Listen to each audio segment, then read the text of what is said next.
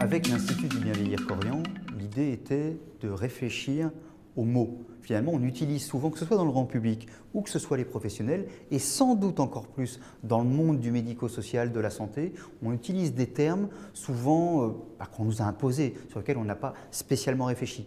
Or, les mots, ils ne sont jamais neutres. Les mots, ils indiquent des choses. Les mots, c'est une prise de pouvoir d'une certaine manière. Albert Camus disait « mal nommer les choses, c'est ajouter de la misère au monde ». Et donc, on est bien là dans quelque chose d'extrêmement central. Comment on nomme les choses et comment peut-être en faisant évoluer la nomination des choses, comment en faisant évoluer les termes, on fait aussi évoluer à la fois le regard et les pratiques. Le regard, ça peut être le regard des familles, ça peut être le regard des personnes elles-mêmes, mais ça peut être aussi le regard des professionnels.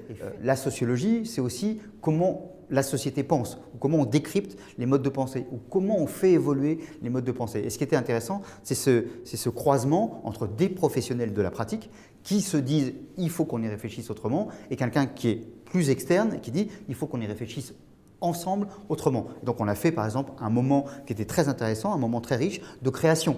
C'est-à-dire qu'on a des termes et quel terme on préfère, qu'est-ce qu'on y voit, quelles sont les associations d'idées qu'on y fait. Et en fin de compte, on s'aperçoit encore une fois qu'aucun mot n'est neutre et que chaque terme envoie quelque chose. Et puis une fois qu'on a fait tout ça, il y a une réflexion théorique qui donnera lieu à la publication d'un article scientifique sur cette problématique-là. Ça, c'est pour faire avancer, je dirais presque la science, ou pour faire avancer dans l'espace public ces notions-là. Et puis, très concrètement, dans les établissements Korian. Et bien là, à un moment donné, et c'est vrai que là encore, le sociologue peut revenir d'une certaine manière, il y a un travail à faire, on pourrait dire pratiquement dans chaque établissement, d'une réflexion et de profiter de penser les mots.